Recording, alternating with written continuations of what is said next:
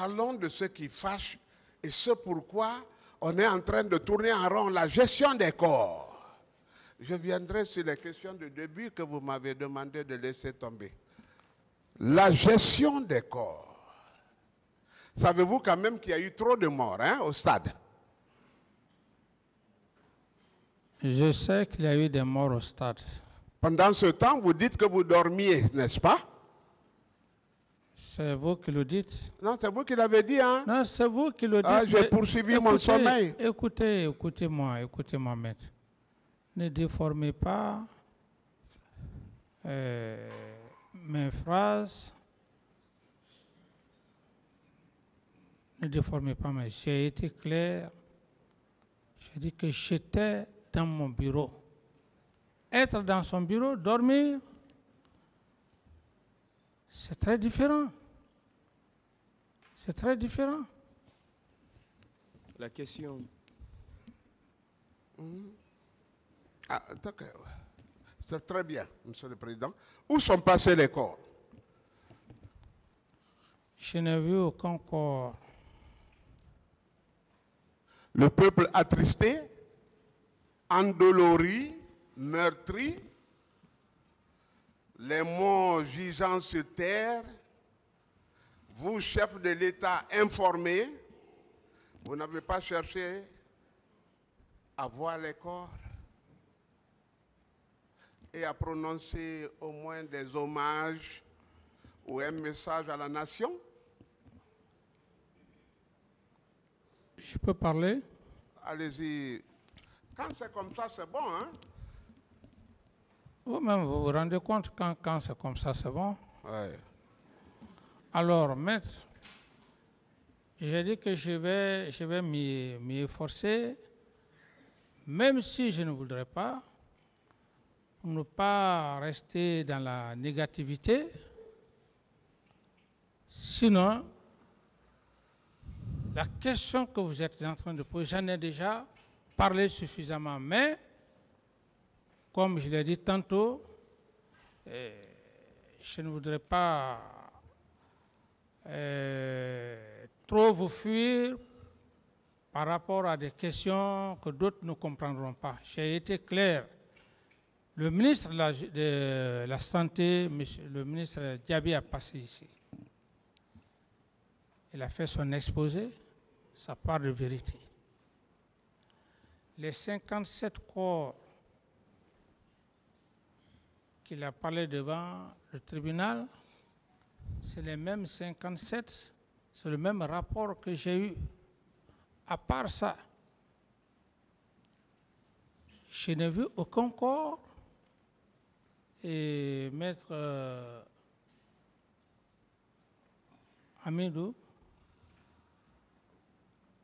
a été très clair avec moi, très respectueux. Je lui ai dit, ce jour, j'ai dit que je n'ai vu aucun corps de toutes les questions. Donc, par rapport à votre question, maître, je suis curieux, d'autant que toi, qu'on puisse retrouver ces corps-là, s'il en existe. J'en ai fini. Oui, vous n'avez pas répondu à la question. Je dis, pourquoi en tant que chef d'État, de l'État à l'époque, vous n'avez pas cherché à vous incliner au moins dans les derniers hommages au corps, les voir. L'étendue du préjudice, c'était trop pour que vous restiez encore au camp Alpha et A. Non. C'est ce qui me trouble. Quoi. Oui, mais ce n'est pas important, mais ce que vous dites. Moi, il y avait une commission, et j'ai été clair, cette commission était constituée de personnes crédibles, de personnalités morales crédibles. Alors, ce n'était pas important. Donc, je n'ai pas de réponse à votre question. Très bien. Je vais arrêter mes questions à ce niveau-là. Vous parlez de la commission. Voyez, moi, je suis très démocrate. Quand vous m'envoyez là, je dépose les notes là et je continue avec d'autres. La commission. C'est votre stratégie. Ce n'est pas mon problème. J'ai déjà déposé beaucoup de choses. Hein. Là où vous m'entraînez, je vais là-bas.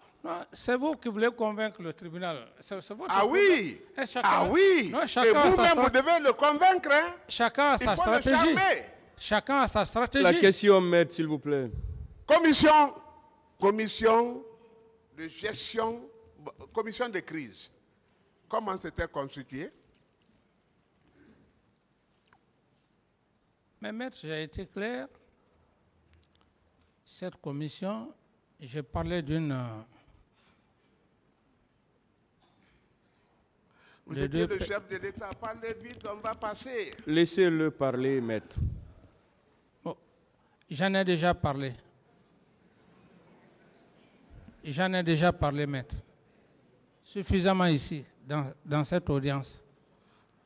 Vous voyez, ma mémoire elle est trop faible. Est-ce que vous pouvez au moins respectueusement me rappeler la commission? Oui, mais maître, moi-même, ma voix aussi, je ne vais pas répéter les mêmes pendant que la mémoire ne retient pas. Moi aussi, je sauve que ma voix ne perd pas devant l'auguste tribunal. Oui, oui. Si j'ai déjà parlé... D'autres questions? Oui, oui. Je vous comprends. Hein, gérer la voix au moins pour 2 heures, c'est bon. Hein? On va reprendre après. Vous ne voulez pas édifier, mais on parlera, on continue avec l'affaire des morts.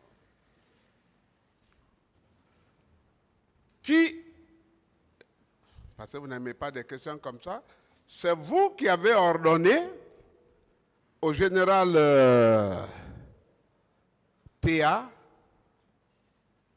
qui était le chef d'état-major de l'armée des terres, de procéder au ramassage des corps après le massacre. Oui ou non?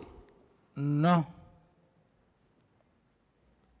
Mais qui aurait pu les ramasser sans vos instructions? Et je ne sais pas, maître. Vous ne savez pas? Oui. Mais qui aurait pu oser?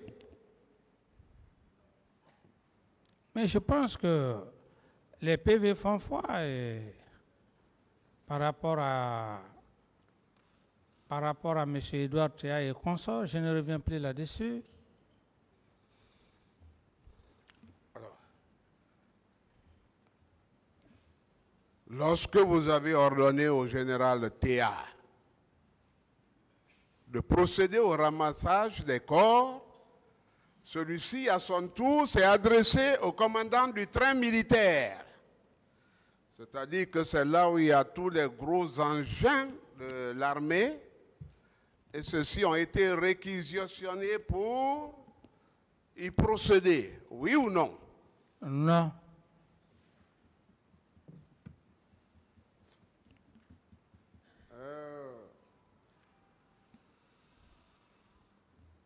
Monsieur le Président, je crois que le commandant du train militaire, parce qu'il faut qu'on retrouve ces corps-là, c'est évident. Le commandant du train militaire, le chef d'état-major d'alors doivent intervenir à cette barre pour édifier le peuple. Déjà passé à l'hôpital qu'il y avait effectivement des personnes en péril. Des personnes en péril. En péril. Bon, en tout cas, il y avait des blessés. Oui, vous avez dit qu'ils ont été admis aux urgences, ces personnes. Oui, oui, au service des urgences. Parfait. Est-ce que donc on peut dire devant le tribunal qu'il y avait effectivement de péril en la demeure, comme on le dit, sur la vie et la santé des personnes? Ah oui, bon, ils avaient des problèmes de santé, effectivement. Mais c'est le terme péril, est-ce qu'ils étaient en péril? Bon, je ne sais pas. Ok, médicalement, est-ce que ça allait mieux pour eux?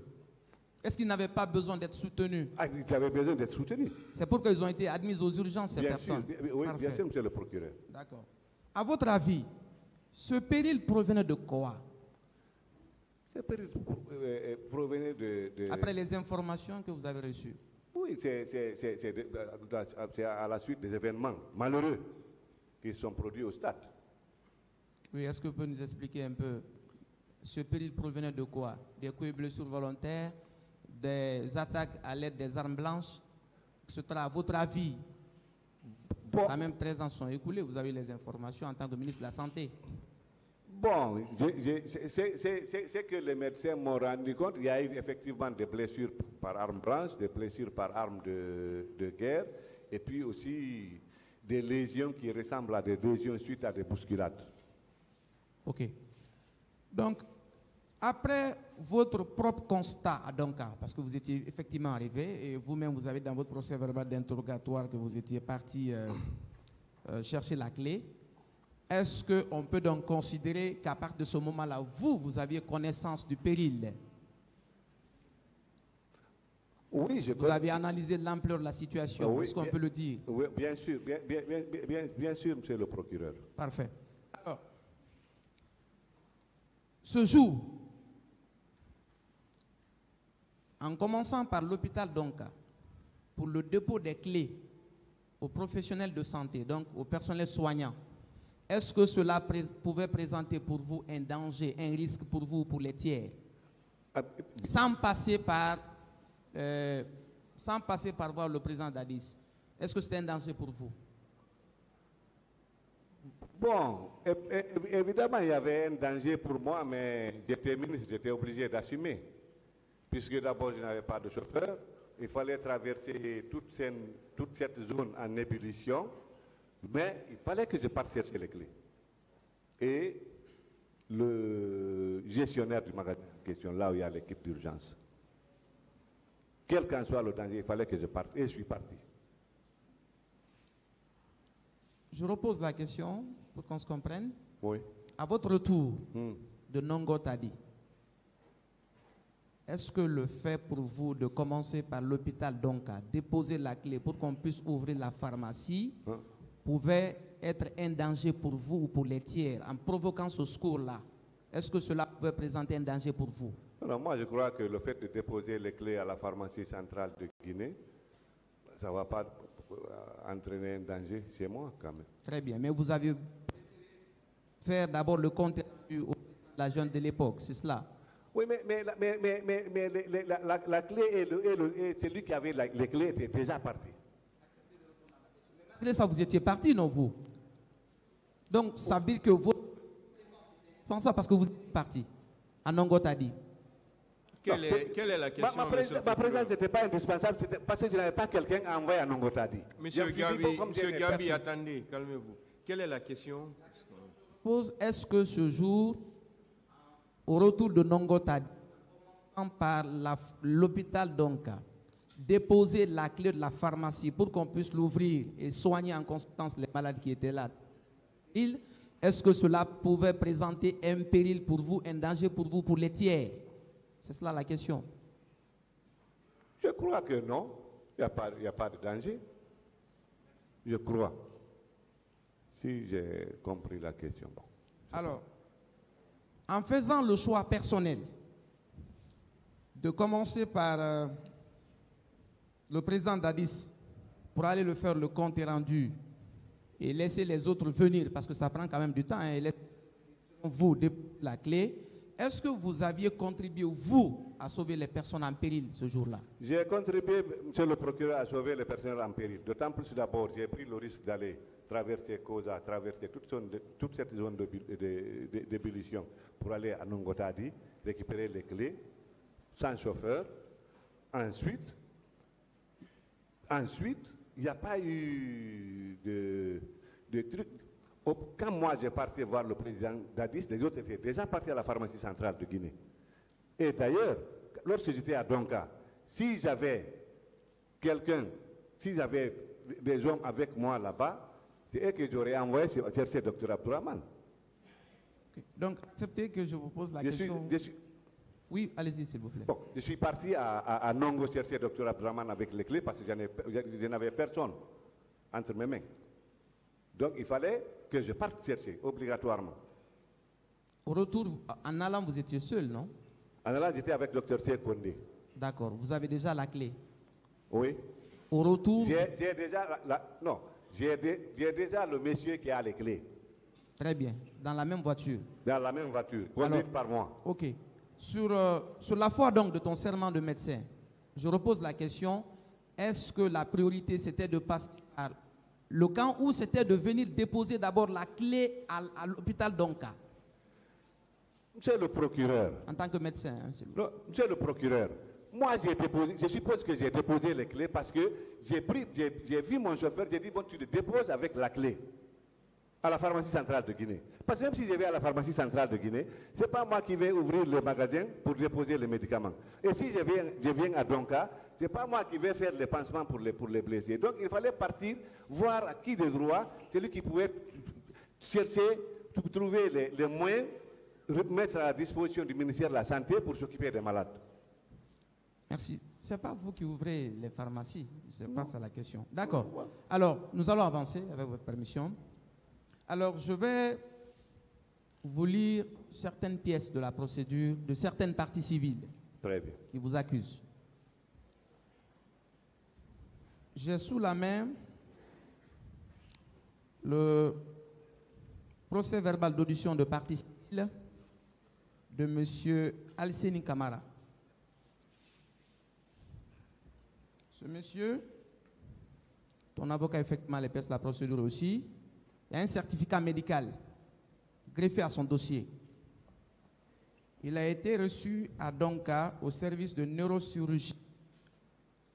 Un certificat médical numéroté 325. Alors, ce monsieur donc a été reçu par l'hospitalière. Écoutez ce qu'il dit, vous concernant. C'est code 11. Il dit ceci. Environ 10 minutes après, j'ai commencé à me retrouver et à l'aide de ma main droite, j'ai fait signe à un groupe de jeunes, lequel est venu à mon secours en me conduisant au centre médical de Commandant pour des soins d'urgence. Il continue. Je vous précise que le ministre de la Santé d'alors, que vous êtes, a dit au médecin, à son arrivée à Donka, comme vous avez dit, vous étiez venu à Donka, à son arrivée à Donka, laissez-nous les achever, car ce sont des chiens. À la page 2, hein, il continue, on lui pose la question. Son avocat lui pose la question de maître Alpha Amadou DSBA. Êtes-vous prêt à une confrontation avec le colonel Ablaye Chérif Diaby? Il répond, oui, je suis prêt à cette confrontation. Qu'est-ce que vous dites par rapport à cela, à cette pièce, à cette personne qui a été reçue dans vos structures hospitalières, qui vous accuse comme ça? Merci, monsieur le procureur. Ça, c'est une simple allégation. D'abord, je vous ai dit au prime abord, lorsque je suis arrivé à Donka, j'ai trouvé des éminents professeurs qui m'ont enseigné. Professeur Nabi Daouda, paix à son âme, était là, professeur Biro était là, il vit, professeur Namouri était là, professeur Mohamed V était là. Je suis leur élève. Non, j'en viens, monsieur le procureur, je suis leur élève. D'abord, non seulement mon éducation ne me permet pas de m'adresser comme ça à une personne blessée. Ensuite, moi, je suis médecin. Et je suis médecin clinicien. Je ne suis pas médecin de santé publique. Je ne suis pas un médecin de bureau. Je suis un chirurgien. Donc, je ne peux pas insulter un malade. Ce n'est pas possible. Très bien. Donc, c'est une simple allégation, monsieur le procureur. Parfait. Je vous lis une seconde pièce d'une partie civile. Cette personne s'appelle Ba Mariama Bobo, code de la procédure 11-13. Cette personne également a un certificat médical délivré par vos structures hospitalières. Je lis cette partie pour vous. Je sous-signe Dr Mabinti Kamara, médecin gynécologue, certifie avoir examiné Mariam Boboba, victime de violences sexuelles, le 28 9e mars 2009. Écoute ce qu'elle dit, la victime dit à votre sujet, après avoir été reçue dans vos structures hospitalières.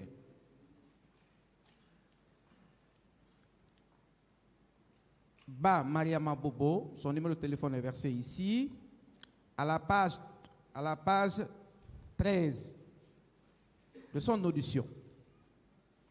Après un long repos dans cette famille et le ramassage des corps par les militaires, Dieu m'aidant, les agents de la Croix-Rouge sont arrivés et on m'a fait embarquer pour l'hôpital d'Onka, plus précisément aux urgences où il y avait assez de monde.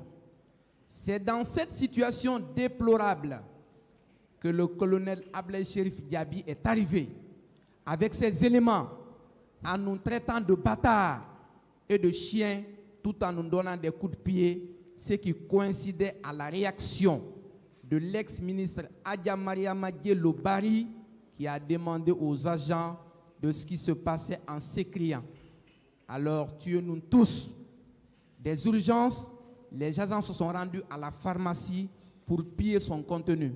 Elle vous accuse également. C'est aussi une simple allégation. Mais qu'est-ce que vous avez à dire par rapport à cela? Reçu dans vos structures hospitalières, c'est ce qu'elle dit devant les juges. Monsieur le procureur, ce n'est pas vrai. Parfait. D'abord, si vous me permettez. Oui, allez-y, s'il vous plaît. D'abord, je vous ai dit que sur les lieux aux urgences, le professeur Soirée d'abord, c'est mon camarade de promotion. Ensuite, il y avait tous nos professeurs. Quelle qu'en soit ma curiosité, je ne peux pas faire des choses comme ça, insulter les malades, hein, juste à leur donner des coups de pied. Je suis un clinicien, moi.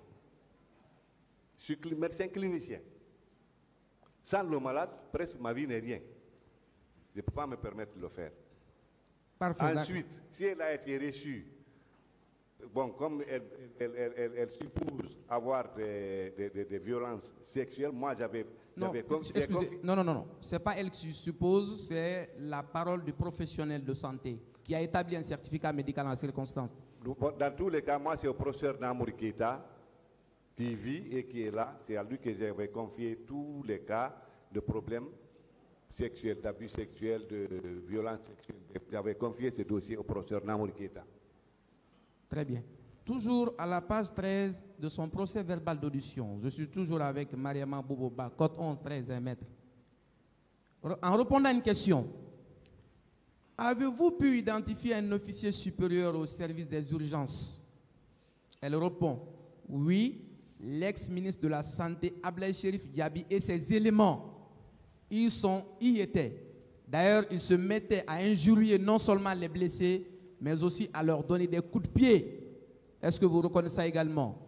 Je ne reconnais pas ça. D'abord, je suppose que cette dame me connaît. Parce que moi, j'étais en civil. Je suis venu là-bas en civil. J'ai parti à Koya en civil. Et je suis venu à Donka, j'étais en civil. Si elle parle d'officier supérieur, je n'étais pas en tenue, donc peut-être elle me connaissait. Mais ce n'est pas vrai. Je vous ai dit, monsieur le procureur, que je ne peux pas faire de telles atrocités à Donka et devant tous ceux-là qui m'ont enseigné, même derrière. Elle vous accuse à tort aussi. Bien sûr. Parfait. Alors, j'ai également, il y a des foultitudes de personnes qui vous accusent, mais j'ai recensé quelques-unes, hein, s'il vous plaît. J'ai également sous la main le procès verbal d'audition de partie civile, 1136, code 1136. Écoutez ce que la personne dit à votre sujet. La personne s'appelle Mamadou Saïdou Baldé. Pour ne pas mourir dans l'isolement, je me suis retourné aux urgences de l'hôpital d'Onka, où le ministre de la Santé d'alors, Ablaye Diaby, que vous êtes, est venu dire de nous exterminer tous. Dès que j'ai su cela, possédant 25 000 francs guinéens, j'ai dit à certains jeunes de contribuer afin qu'on puisse déplacer un taxi pour rejoindre nos familles respectives. Au cours du trajet, saignant beaucoup, le taximan m'a fait embarquer dans le coffre à destination de l'aéroport où je me suis embarqué à bord d'une autre occasion pour rejoindre ma famille. Je continue. Une question de son avocat, de maître Alpha Amadou DSBA. Êtes-vous prêt à une confrontation avec le colonel Ablaye Cherif Diaby? Il répond, oui, je suis prêt à une confrontation. Cette personne aussi vous accuse à tort, cela aussi est exact. Elle m'accuse et je suis prêt à la confrontation avec l'intéressé. Merci. Alors, je lis également pour vous un procès verbal d'audition de partie civile. Précisément, le code c'est 1125. À la page 2, cette personne dit ceci. Aux environs de 17 heures, un groupe d'agents muni d'armes blanches, est rentré dans l'hôpital d'Onka et nous a sommé de sortir pour nous tuer. Mais les femmes se sont opposées. C'est dans cette situation que le ministre de la Santé d'alors, Ablaye Cherif Gabi, est arrivé et s'est mis non seulement à nous détruire, mais aussi s'est mis à donner des coups de pied aux patients en déclarant « Nous allons tous vous tuer ». Cette personne vous accuse à tort également. Monsieur le procureur, d'abord 17h à 17h, moi j'étais avec mes cadres au ministère de la Santé. Je suis venu une seule fois à Donka, lorsque j'ai quitté Koya, je suis passé par Donka, et lorsque j'ai quitté là-bas, je suis rentré chez moi, je me suis mis en tenue. J'étais avec le Dr Tchek Kondé, nous sommes partis prendre le Dr Abdraman, je ne me suis plus retourné à Donka. Simple allégation. Je ne me suis plus retourné ces jours-là à Donka. Très bien, je précise que... Surtout 17h, non. Je précise que son dossier est greffé à un certificat. D'accord, mais moi, à 17h, non, à 17h, je suis pas venu à Donka. Non, on ne discute pas, merci. Acceptez que je lise cette partie pour vous. Médical, Dr Oulare Fanta. Vous connaissez cette personne? Non. Médecin généraliste des urgences. Non. Certifie que M. Diallo Amadou Djoulde, dont je viens de lire son procès verbal d'audition, âgé de 49 ans, sexe masculin, nationalité guinéenne, profession cuisinier, domicile à Concanseur, a été effectivement reçu en date du 9-11 mai 2009 par vos services spécialisés, et c'est cette personne qui vous accuse. Si. Je continue avec vous. J'ai également le procès verbal d'audition de partie civile de M. Diallo Mamadou Bano, code 1090. 1090. Ceci à votre sujet.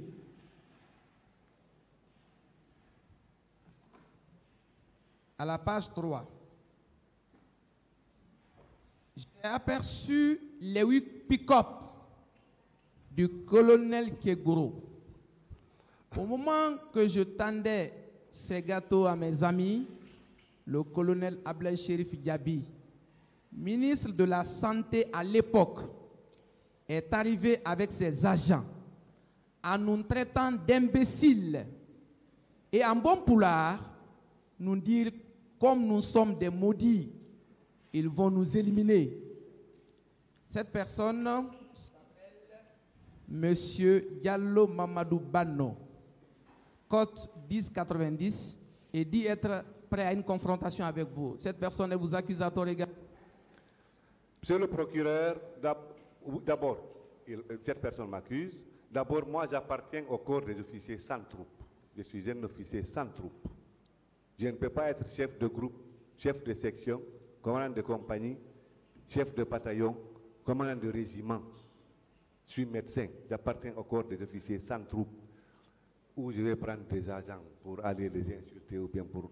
À moins qu'un commandant de compagnie ou bien un chef de groupe vienne témoigner ici, parce que si je dois avoir des personnes, il faudrait que je passe par le chef de section ou bien par le commandant de compagnie pour me prêter des hommes. Sinon, moi, j'appartiens au corps des officiers sans troupes. Il n'a pas dit que vous êtes venu avec un régiment, hein, c'est vous qui le dites. Ah, je peux relire pour vous. Pick-up. Je relis pour vous, s'il vous plaît.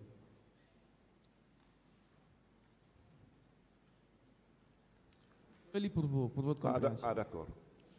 J'ai aperçu les 8 pick-up du colonel Kegoro. Ah, ok. Suivez encore une fois. Au moment que je tendais ce gâteau à mes amis, le colonel Ablaye Cherif Gabi, ministre de la Santé à l'époque, est arrivé avec ses agents en nous traitant d'imbéciles et en bon pouvoir nous dire comme nous sommes des maudits, ils vont nous éliminer. Est-ce que c'est exact ou on vous accuse à tort également? Non. Parfait. Pas exact.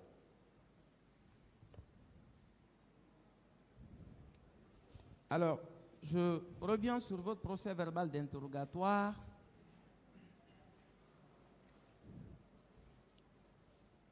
Ici.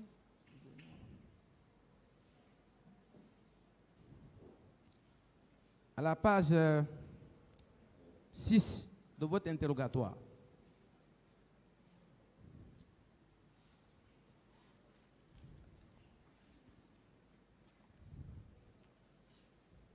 Les magistrats instructeurs vous ont posé la question à la page 6 de votre interrogatoire.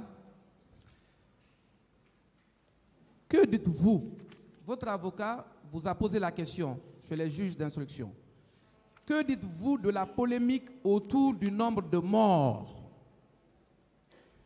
Vous répondez, selon le rapport du médecin légiste, le nombre s'élève à 56 à 57. Alors je vous pose la question.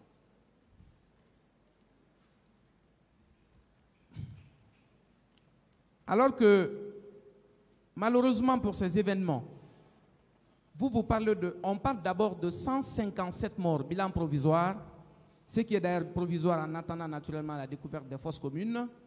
Vous, en tant que ministre de la Santé, vous parlez de 56 à 57 cas de mort.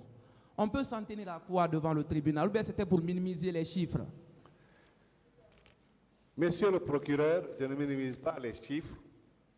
Moi, j'ai dit au tribunal ce que j'ai vu, ce dont on m'a rendu compte et que j'ai fait vérifier. J'ai vérifié et j'ai fait vérifier. Pourquoi 56 à 57 même? Je vous ai parlé d'un jeune de 12 ans qui est décédé à l'hôpital. Sinon, au début, il y avait 56 corps. Le 57e corps, c'est ce jeune. Puisque ce corps-là même n'est pas arrivé à la mort, comme il est mort à l'hôpital, on a restitué, ils ont restitué le corps à sa famille. Donc, je ne sais pas, je n'étais pas au stade, je ne sais pas ce qui s'est passé au stade. Monsieur le ministre, on peut sentir... Moi-même, j'ai entendu, j'ai appris par voie de médias qu'il y a eu 100 et quelques morts. Mais je ne peux ni confirmer ni infirmer cela. Moi, ce que j'ai vu et ce qu'on m'a montré à la morgue, c'est les 57 corps. C'est ce que je connais.